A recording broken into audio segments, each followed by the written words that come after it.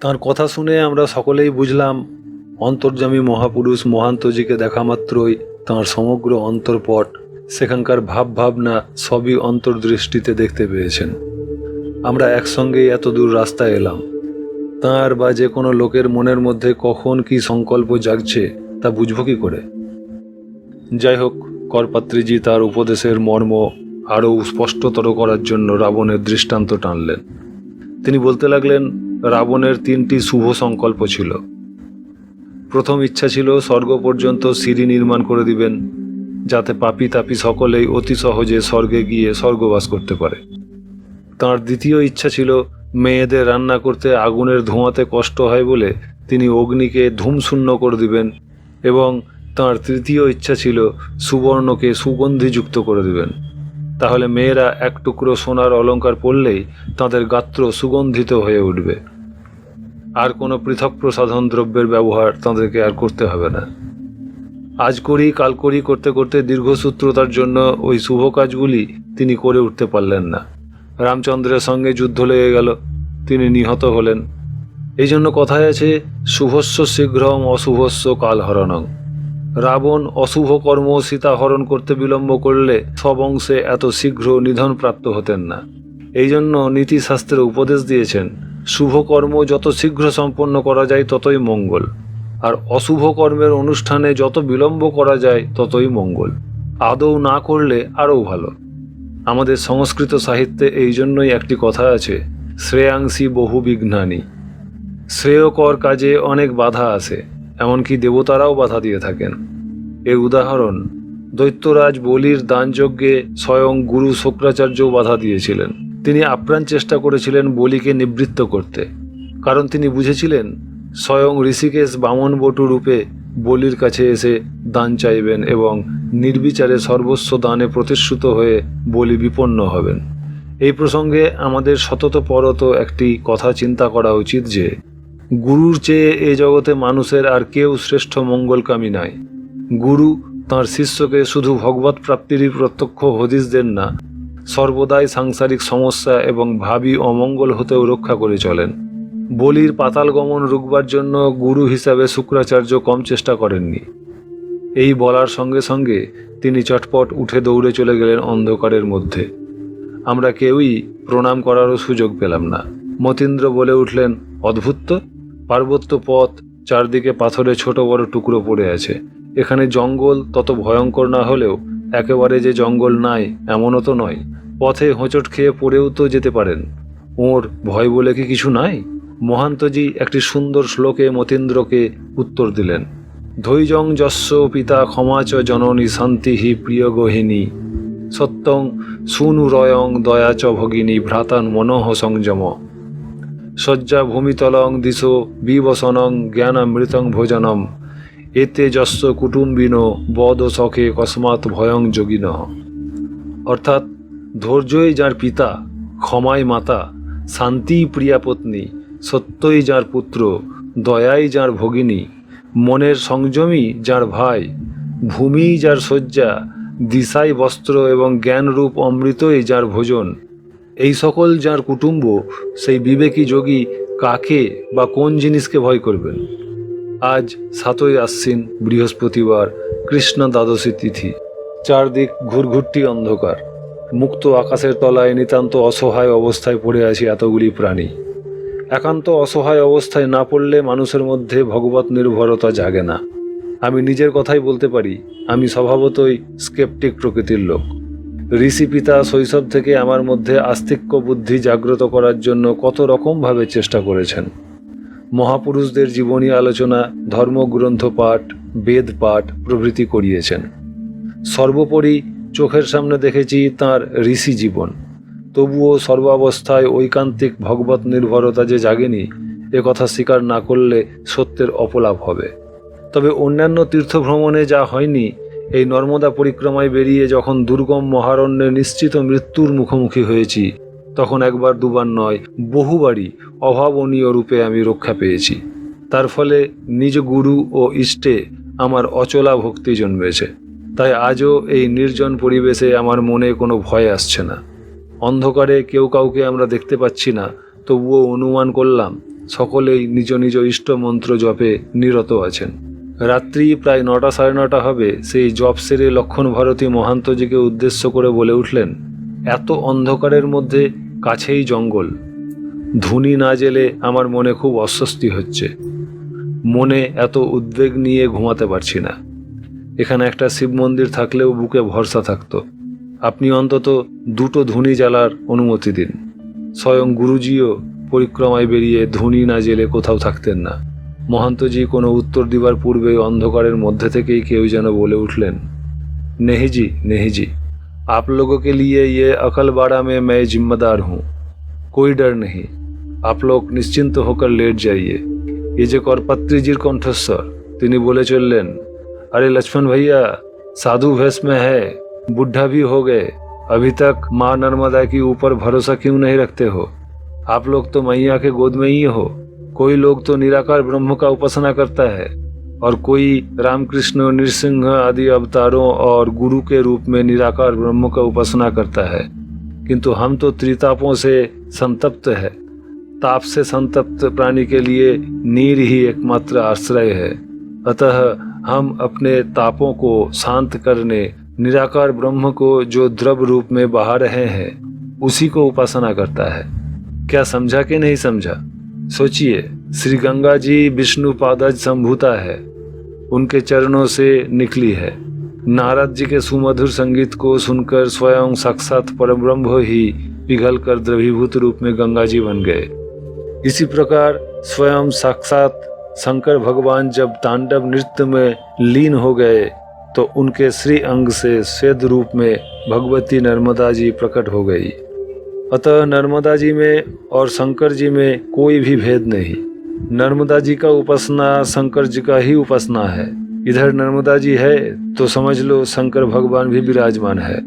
অদৃশ্য পটভূমি হতে কণ্ঠস্বর নীরব হতেই আমি ও লক্ষণ ভারতী একসঙ্গে টর্চ টিপে চারিদিকে ঘুরিয়ে ফিরিয়ে দেখতে লাগলাম। কাউকে দেখতে পেলাম না। মহান্তজি অদৃশ্য বক্তার উদ্দেশ্যে নতজানু হয়ে প্রণাম নিবেদন করতে আমরাও প্রত্যেকে নতজানু হয়ে প্রণাম করলাম।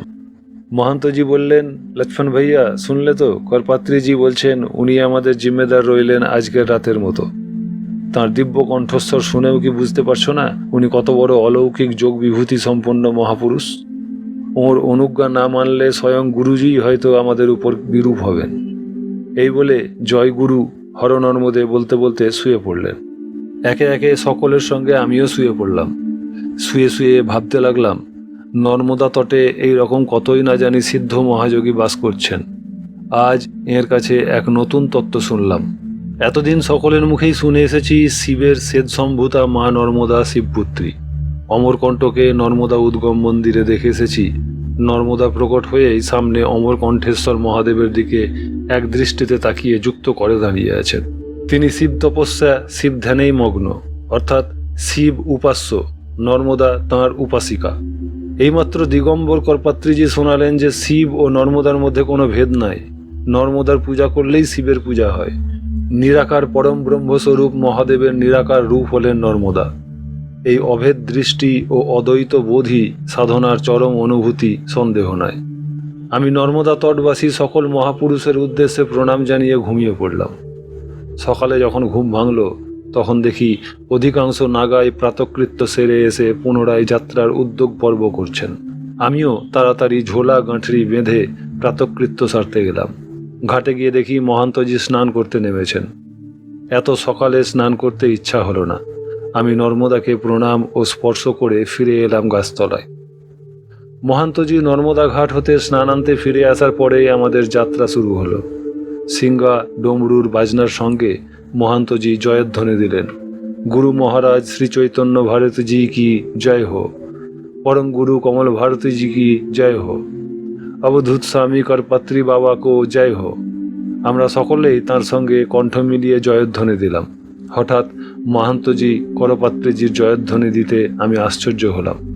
তিনি তার গুরু ও পরম গুরুর জয়ধ্বনি দিবেন এটা স্বাভাবিক, কিন্তু তাদের সঙ্গে সমমর্যাদায় অকালবাড়ার মহাত্মার শুধু জয়ধ্বনি দিলেন না, তার বিশেষণ রূপে ব্যবহার করলেন অবধূত, চতুরাশ্রমের যিনি অতীত, যিনি সর্বদা তুরিয়াতীত ভূমিতে বিচরণ করেন, সেই উচ্চতম কোটির যোগীকেই সাধারণত অবধূত বলা হয়। কাল রাত্রিতে অন্ধকারের মধ্যে অদৃশ্য লোক হতে তার উপদেশ বাণী শুনেই বোধহয় তিনি করপাত্রীজির যোগস্থিতি নির্ণয় করতে পেরেছেন। আমরা কিন্তু ক্রমশ একটু একটু করে জঙ্গল পথে প্রবেশ করছি বলে মনে হচ্ছে। পার্বত্য পথ ক্রমেই কঠিন হতে কঠিনতর হচ্ছে। বড় বড় শাল, শালাই, কেঁদ, হরিতকি গাছের সংখ্যা আমাদের সংকীর্ণ চলার পথকে ক্রমশই ঢেকে ফেলছে বলে মনে হলো। তবে ইতিপূর্বে যেসব ভীষণ জঙ্গল অতিক্রম করে এসেছি তার তুলনায় একে জঙ্গল পথ বলা চলে না। পথে বড় বড় পাথর অজস্র ছড়িয়ে ছিটিয়ে আছে সন্দেহ নাই। এই রকম পথে প্রায় 3 ঘন্টা হেঁটে আমরা পেন্ড্রাতে এসে পৌঁছালাম। যে তটরেখা ধরে আমরা হাঁটছি নর্মদার মূলধারা সেখান থেকে অনেক নিচে। বাঁদিকে পায়ের চলার অস্পষ্ট দাগ লক্ষ্য করে মহান্তজি বললেন, এই রাস্তা ধরে আমরা নর্মদা কিনারে নেমে গেলে কোটেশ্বর ঘাটে পৌঁছে যাব। কোটেশ্বর শিব খুবই জাগ্রত। চলো ওইখানে আমরা কোটেশ্বরের পূজা ও ভোজন আদি সেরে देवलीर दिखे यात्रा करब। क्या लक्ष्मण भैया, तुम राजी है तो? कल दोपहर बीत जाने के बाद 2 लिट्टी भोजन कराया। 2 लिट्टी में कितना ताकत होगा? तब चलिए कोटेश्वर में। चलार रास्ताय पाथरेर उपरे पलिमाटिर आस्तरण पड़े आछे। गाछेर गोड़ाते 2-3 हाथ पर्यन्त एखोनो पलिमाटिर दाग। बर्षाकाले नर्मदार जल एसे जे एई सब स्थान डुबिये देय बुझते पारलाम। प्राय माइल खानिक पथ एई रकम रास्ताय हेঁটে एसे जंगलेर मध्य कोटेश्वरेर मंदिर चोखे पड़ल। बड़ बड़ गाछपालाय ढाका बोले कोटेश्वरेर प्रस्तर निर्मित सुप्राचीन मंदिर तट थेके चोखे पड़े ना। मंदिरेर गर्भगृहेर आयतनेर चेये मंदिरेर बारान्दा अनेक बेशी प्रशस्त। बारान्दा थेके प्रशस्त बाँधानो सीढ़ी धापे धापे नेमे गेछे। आमी भाबछि काल जेमन अकाल बाड़ाते छिलाम, आज जदि एखानेई महन्तजीर रात्रिबासेर मर्जी हय ताहले एई सीढ़िर धापेई स्वच्छन्दे आमरा 30 जन शुए थाकते पारबो। पश्चिम दिके ताकिये देखलाम नर्मदार किनारे किनारे घनघोर जंगल चले गेछे माइलेर पर माइल बेधे। आमरा जे रास्ता धरे अकलबाड़ा थेके पेन्ड्राते एलाम सेई रास्ता बरং अपेक्षाकृतभावे कम जंगलाकीर्ण। आमी महन्तजीके सेई जंगल देखिए जिज्ञासा करलाम, आमादेरके ओई घनघोर जंगल पेरिये जेते हबे ना पेन्ड्रा एसेछि जे रास्ता धरे सेई पथे उठे गिये हाঁটতে হবে? महन्तजी हेসে বললেন, हाथनोड़ार कुब्जा संगम, मान संगम, बड़ालदा, सीमरदा, अकलबाड़ा प्रभृति अतिक्रम करे जे पेन्ड्रा पर्यन्त एलाम ताके नर्मदा तट बोले बोललेও आसले आमरा बिन्ध्य पर्वतेर ढाल दिए एसेछि। ताई जंगल दूरे दूरे छिलो। एखाने बिन्ध्य पर्वतेर अंश छोट छोट पाहाड़ श्रेणी नेमे एसेছে नर्मदार किनार पर्यन्त। जंगलও তাই ঘন হয়ে ভয়ঙ্কর রূপ নিয়েছে। पेन्ड्रा হয়ে গেলে বড়জোর আর 5 মাইল সেই পথে দেবলি পর্যন্ত যেতে পারবো। দেবলি থেকে পুনরায় এই ভয়ঙ্কর জঙ্গলের রাস্তায় ধরতে হবে। ওই যে দুর্গম ভীষণ জঙ্গল দেখা যাচ্ছে, ওই জঙ্গলেরই নাম হাপেশ্বরের জঙ্গল। আসলে হাপেশ্বরের জঙ্গল ও সুলপানির ঝাড়েরই অন্তর্গত। বরং বলা যায় সুলপানির ঝাড়ির দুর্গমতম এবং ভয়ঙ্করতম অংশ। পরিক্রমাবাসীদের শতকরা 95 জনই অমরকণ্টক থেকে দক্ষিণতট দিয়ে পরিক্রমা করে থাকেন। বিভিন্ন নাগা সম্প্রদায়ের যেসব নাগারা শত শত সংখ্যায় খাড়ি পল্টন গঠন করে নর্মদা পরিক্রমা করেন তাঁরাও দক্ষিণ তট ধরে পরিক্রমা করেন। এই সুলপানির ঝাড়ি যেমন উত্তর তটে আছে তেমন দক্ষিণ তটেও আছে। উভয় তটেই এই জঙ্গল সুবিস্তৃত। দক্ষিণ তটের সুলপানির ঝাড়ি অতিক্রম করে তাঁদের অধিকাংশ ওপারে বিমলেশ্বরে এসে পরিক্রমা সমাপ্ত করেন। যাঁরা জলে হরি পরিক্রমা করতে চান তাঁরাই কেবল বিমলেশ্বরের কাছে সমুদ্র অতিক্রম করে উত্তর তটে হরিধামে এসে পৌঁছান এবং সেখান থেকে হাপেশ্বরের জঙ্গল অতিক্রম করে উত্তর তট ধরে পুনরায় অমরকণ্টকে পৌঁছে নর্মদা উদ্গম মন্দিরের মধ্যে কোটি তীর্থের ঘাটে গিয়ে কড়াই প্রসাদ অঞ্জলি দিয়ে পরিক্রমা সমাপ্ত করেন। এই রকম কোনো কোনো পরিক্রমাবাসী বলে গেছেন যে এই কোটেশ্বরে এসে সুলপানির ঝাড়ি শেষ হয়। দুঃখের কথা, তাঁদের একথা যুক্তিসঙ্গত নয়। তুমি তো নিজের চোখেই দেখেছো লোহাচার, রেবাকুণ্ড, মান্ডবগড় কেল্লা, দহি প্রভৃতি জঙ্গল কি ভীষণ দুর্গম ও ভয়াবহ। যদি এখানেই সুলপানির জঙ্গল শেষ হয় তাহলে সেসব ভয়ঙ্কর জঙ্গল কি জঙ্গল নয়? সেসব স্থান কি সুলপানির ঝাড়ির বাইরে কোনো অঞ্চল না আলাদা কোনো জঙ্গল? আর একটা কথাও শুনে রাখো, এই নর্মদা কিনারে 5টি কোটেশ্বর পড়ে। 1 এইটি, 2 দক্ষিণ তটে শিশোদরা গ্রামের নিকট অনুসুয়া মাতার সম্মুখে, 3 কোটেশ্বর মশানিয়া, 4 ওঙ্কার তীর্থের সন্নিকটে কাবেরী সঙ্গমের কিছু নিম্নে কোটেশ্বর, পঞ্চতম এই উত্তর তটে গুজরাটের মধ্যে ব্যাস তীর্থের কাছাকাছি মালথা গ্রামের কোটেশ্বর। এখন চলো, আমাদের লক্ষ্মণ ভাইয়া তার খাড়ি পল্টন নিয়ে কি করছে দেখি। তুমি মতীন্দ্রকে সঙ্গে নিয়ে স্নান করে এসে কোটেশ্বরের পূজা করো। আমি মতীন্দ্রের সঙ্গে স্নান করতে গেলাম। যেতে যেতে দেখলাম লক্ষ্মণ ভারতীজি ইতিমধ্যেই কাঠকুটো সংগ্রহ করে ফেলেছেন। লিট্টি পাকানোর আয়োজন চলছে। আমাদের সঙ্গে আরও 8 জন নাগা স্নান করতে চললেন। এরাও আমার মতো অকাল বাড়াতে স্নান করেননি। স্নান তর্পণাদি সেরে আমি মন্দিরে ঢুকলাম পূজা করতে। ফুল বেলপাতা নাই। মতীন্দ্র চন্দন পিঁড়ি বের করে চন্দন ঘুঁটে দিলেন। শিবলিঙ্গ দেখে আমি স্তম্ভিত। ঘোর লাল বর্ণের শিবলিঙ্গ। এখানে কোনো গৃহী এসে নিত্য পূজা করে যান বলে মনে হলো না। এই ঘোর জঙ্গলের ধারে গৃহ কোথায় যে গৃহী এসে পূজা করবে? কচিত কদাচিৎ বৎসরে 1-2 হয়তো পরিক্রমাবাসীরা এসে পড়লে হয়তো তারাই পূজা করেন। সূক্ষ্ম লোকাচারী কোনো দেবতা বা মহাপুরুষ যদি সূক্ষ্ম দেহ ধারণ করে পূজা করে থাকেন তাহলে স্বতন্ত্র কথা, নতুবা কোটেশ্বর মহাদেব অপূজিত অবস্থাতেই পড়ে থাকেন বলে মনে হয়। তবুও তাঁর লিঙ্গের জেল্লা চেয়ে দেখবার মতো। ঝকমক করছেন। আমি সাষ্টাঙ্গে প্রণাম করে মন্ত্রপাঠ করে শিবলিঙ্গের মাথায় নর্মদার জল ঢাললাম। লিঙ্গ গাত্র মার্জনা করতে গিয়ে হাত দিয়েই সরিয়ে নিলাম। হাতে ছ্যাঁক করে তাপ লাগলো। পাথরের মন্দিরের ভেতরে আছেন, এখানে সূর্যের কিরণ এসে পড়ছে না, তবুও তাপ এলো কোথা থেকে? আমি আবার কমণ্ডলুর জল ঢাললাম। আবার হাত দিতে গিয়ে দেখি সেই একই রকম তাপ। আমি মহান্তজিকে ডাক দিলাম। তিনি গর্ভগৃহের বাইরেই বারান্দায় বসেছিলেন। আমি ডাক দিতেই মন্দিরের মধ্যে প্রবেশ করলেন। আমি তাকে শিবলিঙ্গের উষ্ণতার কথা বলতেই তিনি বললেন, আমি গুরুজির সঙ্গে একবার পরিক্রমার সময় এই কোটেশ্বরের মহাদেবের পূজা করেছি। তাঁর মুখেই শুনেছি এই শিবলিঙ্গ আগ্নেয় লিঙ্গ।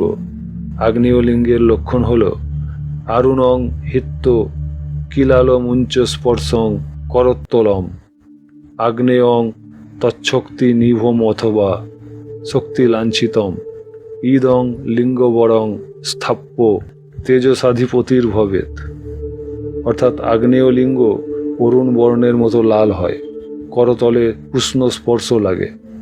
লিঙ্গের মধ্যে হয় অর্ধনারীশ্বর বা শক্তির চিহ্ন স্পষ্টত অঙ্কিত থাকবে। এই লিঙ্গ স্থাপন করে স্থাপয়িতা তেজের অধীশ্বর হন। কত হাজার বা লক্ষ বৎসর পূর্বে কে এই আগ্নেয় শিলা স্থাপন করে তেজসাধিপতি হয়েছিলেন তা আমার জানা নাই। তবে এ কথা তুমি নিশ্চিতভাবে জেনে রাখো যে নর্মদা পরিক্রমায় এসে এত কিছু জানছো এবং জানতে পারছো, অন্য কোনো স্থান পর্যটন করে এত বিচিত্র অভিজ্ঞতা লাভ করতে পারতে না। একটা সার কথা জেনে রাখো, কেউ যদি আধ্যাত্মিক ভারতবর্ষের সুবিপুল মহিমা জানতে চায় তাকে নর্মদা তটে আসতেই হবে। তুমি ভগবান কোটেশ্বরকে চন্দন মাখিয়ে প্রণাম করে বাইরে এসো। এই দুর্গম বনপথে প্রণামই আমাদের পূজা। তিনি বাইরে বারান্দায় বসে জপ করতে লাগলেন। আমি ভালো করে চন্দন মাখিয়ে প্রণাম করতে করতে বললাম, ওং শম্ভ শিব শিবাকান্ত শান্ত শ্রীকণ্ঠ সুলভৃত শশীভূষণ সর্বেশ শঙ্করেশ্বর ধূর্যটে পিনাক পানে গিরিশ স্মৃতিকণ্ঠ সদাশিব মহাদেব নমস্তুভ্যং দেবদেব নমতস্তুতে স্তুতি কর্তুং ন জানামি স্তুতি প্রিয় মহেশ্বর তব পদাম্বুজ দ্বন্দ্বে নির্দ্বন্দ্বা ভক্তিরস্তুমে। হে শম্ভ শিব শিবাকান্ত শান্ত শ্রীকণ্ঠ সুলভৃত শশীভূষণ সর্বেশ শঙ্করেশ্বর ধূর্যটে পিনাক পানে গিরিশ স্মৃতিকণ্ঠ সদাশিব। হে মহাদেব, তোমাকে প্রণাম। হে দেবাদিদেব, তোমাকে প্রণাম। হে স্তুতিপ্রিয় মহেশ্বর, আমি স্তব করতে জানি না। হে ভগবান, তবুও আপনি যদি প্রসন্ন থাকেন তাহলে আপনার চরণ কমলে আমার অবিচল ভক্তি উৎপন্ন হোক, এই মাত্র প্রার্থনা। আমার প্রণাম শেষ হয়েছে এমন সময় লক্ষ্মণ ভারতীজি কতকগুলি শাল পাতা পেতে লিট্টি ভোগ রেখে গেলেন মহাদেবকে নিবেদন করার জন্য। মহন্তজি বারান্দা থেকে হেঁকে বললেন, अभी 12:30 हुआ, 1 बजने से मतीन्द्र भगवान को भोग निवेदन करेगा। আমি দরজাটা আলতো করে টেনে দিয়ে মহান্তজির কাছে এসে বসলাম। মন্দিরের পেছনে এবং আশেপাশে নাগারা গাছের ছায়ায় বসে আছেন। এমন সময় পেন্ড্রা হতে যে উত্তরায়ের পথে এই কোটেশ্বরের মন্দিরে নেমে এসেছিলাম, সেই দিক দিয়ে একদল লোককে নেমে আসতে দেখা গেল। আমরা মন্দিরের বারান্দায় বসেছিলাম নর্মদার দিকে মুখ করে, কাজেই আমাদের চোখে পড়েনি। মন্দিরের পেছনে গাছতলায় যে 3-4 জন নাগা বসেছিলেন, তাঁরাই প্রথম দেখতে পায় তাদেরকে নেমে আসতে। তাঁরাই ছুটে এসে মহান্তজিকে খবর দেয় যে একদল সশস্ত্র ভিলকে এদিকে আসতে দেখা যাচ্ছে। সংবাদ শুনেই মহান্তজির মুখ গেল শুকিয়ে। বারান্দায় দাঁড়িয়ে লক্ষণ ভারতী উঁকি মেরে দেখেই মৃদু কণ্ঠে বললেন, ভিল লোক আগে, জয় কোটেশ্বর, হর নর্মদে হর নর্মদে। মন্দিরের পেছনে পৌঁছেই তারা হুঙ্কার তুলল, মুখ মুখ মুখ। সমস্ত নাগায় তখন বারান্দায় এবং সিঁড়িতে জড়ো হয়েছেন। ভিলরা এসেই লাফ দিয়ে বারান্দায় উঠে এলো পাথারি লাঠি চালাতে লাগলো। কয়েকজন নাগা ত্রিশূলের খোঁচা মেরে বাধা দেবার চেষ্টা করেছিলেন। মহান্তজি হাত জোর করে তাদেরকে বলতে লাগলেন, हमारा जो कुछ है ले जाओ, हम दे देते हैं, लेकिन मार डालो मत। লক্ষণ ভারতীজি যেটুকু ভিল ভাষা জানেন তারই সাহায্যে চেঁচিয়ে বললেন মহান্তজির বক্তব্য। কিন্তু কে শুনে কার কথা? লক্ষণ ভারতীকে ধরে তার কাঁধের ঝোলা ছিনিয়ে নিয়ে তা উল্টিয়ে দেখতে লাগলো। ঝোলার মধ্যে ছিল তার একটি কৌপিন, একটা ন্যাকড়াতে বাঁধা আধসের টাক আটা এবং উনুন ধরানোর জন্য দুটো শুকনো ঘুঁটে। যে নাগারা তাদেরকে ত্রিশূলের খোঁচা মেরেছিল তাদেরকে ধাক্কা মেরে ফেলে দিয়েছে সিঁড়ির ধাপ থেকে নিচে। ইতিমধ্যে প্রত্যেক নাগাই তাদের ঝুলি ঝেড়ে প্রত্যেকের সঞ্চিত সেই আধসের টাক করে আটা তাদের পাতা একটা ময়লা কাপড়ে উপুর করে ঢেলে দিতে লাগলেন। যে ভিল দস্যুটা লক্ষণ ভারতীর ঝোলা উপুর করে দিয়ে দেখছিল, সে তার সেই ঘুঁটে দুটো ভেঙে গুঁড়ো করতে আরম্ভ করতেই তার ভেতর থেকে ঠং করে পড়ল দুটো গিনি। আর যাই কোথায়, প্রচণ্ড উল্লাসে মক মক শব্দে হুঙ্কার দিতে দিতে তারা তাকে চড়চাপড় দিতে লাগলো। যে ভিল দুজনকে ত্রিশূলের খোঁচা মারা হয়েছিল তাদের শরীরে রক্ত ঝরছে। তারা ক্রুদ্ধ আক্রোশে যাকেই হাতের কাছে পাচ্ছে তাকেই এলো পাথারি লাঠি পেটা করছে। চারদিকে হৈ হৈ শব্দ, আর্তনাদ, হর নর্মদে শব্দে পরিত্রাহী চিৎকার। দুজন ভিল এসে আমার গাঁঠরি খুলে আমার ঋগ্বেদ ও রেবাখণ্ড প্রভৃতি বই চারখানাকে পাতা উল্টিয়ে দেখতে লাগলো তাতে কোনো টাকা লুকানো আছে কিনা। মতীন্দ্রের কর্তা ঘেঁটে পেয়ে গেল তার হাত ঘড়ি। মহান্তজির ঝোলা ঘেঁটে পেল কিছু টাকা এবং একটি পকেট ঘড়ি। একজন সেগুলি তাদের সর্দারের কাছে জমা দিল। একজন তার মাথায় যে জটার কুণ্ডলি চূড়ার আকারে কুণ্ডলিতে ছিল তা ধরে টান দিয়ে খুলে ফেলতেই আবার ঠং ঠং করে পড়ল তিনটি গিনি। সর্দার সেগুলি কুড়িয়ে নিয়ে কিছু ইশারা করল। দুজন তাকে কিল ঘুষি লাগাতে লাগাতে জটা ধরে টান দিয়ে মেঝেতে ফেলে দিয়ে লাথি মারতে লাগলো। এই দৃশ্য আমাদের সহ্য হলো না। জয় মা নর্মদে বলে আমি এবং মতীন্দ্র একসঙ্গে ত্রিশূল উঁচিয়ে প্রাণপণ শক্তিতে যে মহান্তজিকে লাথি মারছিল তাকে আঘাত করলাম। লোকটা রক্তাক্ত অবস্থায় পড়ে গেল ঠিকই, কিন্তু প্রায় 10 জন ভিল দৌড়ে এসে আমাদেরকে পিছন থেকে জাপটে ধরে নিরস্ত্র করে টেনে নিয়ে গিয়ে বেঁধে ফেলল দুটো থাম্বায়। সর্দারের আদেশে দুজন দুটো টাঙ্গি নিয়ে আমাদের সামনে এসে দাঁড়ালো। তাদের উদ্যত টাঙ্গির সামনে দাঁড়িয়ে মৃত্যু সন্নিকটে জেনে ভয়ে চোখ বন্ধ করে ফেলেছি। এমন সময় মন্দিরের ভিতরটা এমন প্রবল হুঙ্কার এবং অট্টাট্ট হাসিতে ফেটে পড়ল যে আমি তো কেঁপে উঠে চোখ খুললামই। আমাদের সামনের দুজন ঘাতকও এমন কেঁপে উঠেছে যে তাদের হাত থেকে টাঙ্গি খসে পড়ল। দরজা খুলে সামনে এসে দাঁড়িয়েছেন সেই 6.5 ফুট দীর্ঘদেহী দিগম্বর করপাত্রীজি। তার বিরাট কলেবর ক্রোধে রক্তবর্ণ, হুঙ্কার তুলছেন, অমুক রগড়া, অমুক রগড়া। চকমকে ঠুকলে যেমন অগ্নিস্ফুলিঙ্গ বেরোয়, তেমনি তার রক্তবর্ণ বড় বড় চোখ দুটি থেকে অগ্নুদ্গীরণ হচ্ছে। তিনি দরজার চৌকাঠ পেরিয়ে দরাম শব্দে বসে পড়লেন। সঙ্গে সঙ্গে ভিলরাও যে যেখানে যে যে অবস্থায় ছিল দরাম দরাম শব্দে পড়ে যেতে লাগলো। ভিলরা পড়েই থাকলো।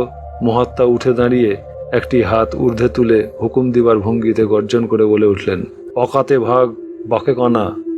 ভিলরা তখন ভয়ে কাঁদতে কাঁদতে কেবলই মাথা ঠুকে চলেছে মহাত্মার উদ্দেশ্যে। তবুও তাঁর জ্বলন্ত চক্ষু দেখে মনে হলো তিনি এখনও শান্ত ভাব ধারণ করেননি। মহাত্মা স্বয়ং এগিয়ে এসে আমার আর মতীন্দ্রের বন্ধন মোচন করলেন।